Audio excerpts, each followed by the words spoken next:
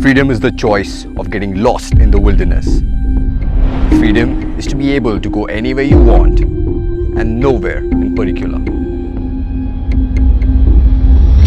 Freedom is getting dirty to cleanse your soul. Freedom is carving your own path. Freedom is the pursuit of fresh air. Freedom is two wheels taking you where your soul yearns to be. For all these reasons and more, I love the Himalayan. I love it for its simplicity. I love how the design is dominated more by purpose than aesthetics. And it's a big deal this, considering much of RE success stems from the nostalgia that our bikes invoke of the years gone by.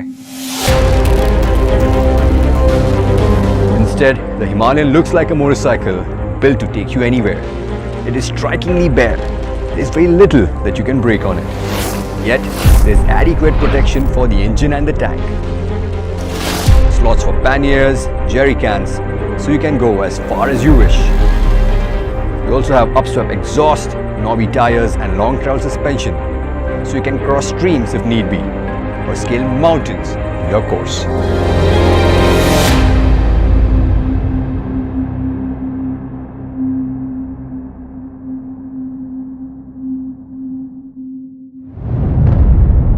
Where the Himalayan has scored the highest in my books is the balance that Royal Enfield has achieved between the ground clearance and the seat height. The 21-inch front and the 17-inch rear means you have as much ground clearance as the KTM Super Adventure, while the seat height is still as low as the Continental GT. And then there's the weight.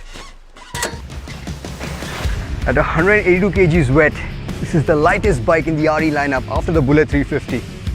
And then suddenly, you're looking at a bike, at an off-roading machine, which is more inviting than intimidating.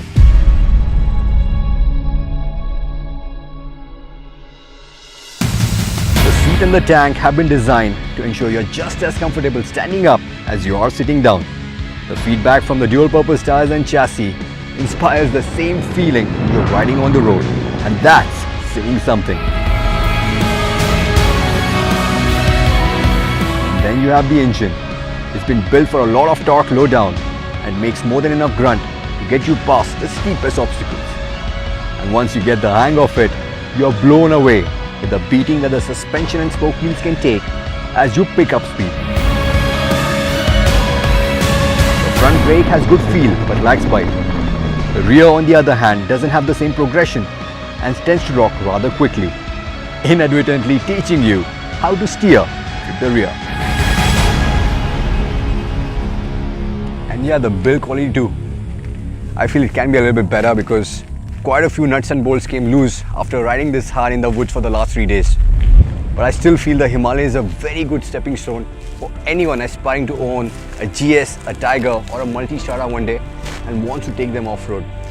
The weight, the dimension, the wheelbase are very similar to these ADVs.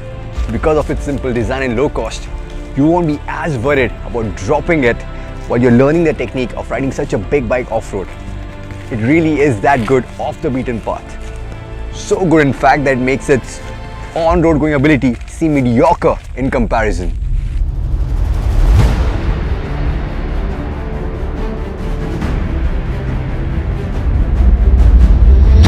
You're on the highway while the ride quality is exceptional and the ergonomics as good as they can be. The engine lacks the oomph to cruise comfortably past 110 kilometers an hour and also gets quite buzzy at the top. The gearbox is clunky, not very smooth. The windscreen, even the topmost setting, there's a decent amount of buffeting and you're really a lot less forgiving of the lack of bite on the front brake. It just doesn't have the stopping power to drop anchor quickly during emergency situations. So there's still work to be done before the Himalayan can live up to its claim of being the only motorcycle that you'll ever need. But I see it as a drop in an ocean filled with potential. It is not just a step, but a leap in the right direction, and a rather bold one for Royal Enfield to venture where other manufacturers have been tentative to go. The hard part is done, for the Himalayan surpasses expectation with its off-roading ability. Royal Enfield now just needs to ensure to make it as much fun for you and me on the road that leads to our adventure.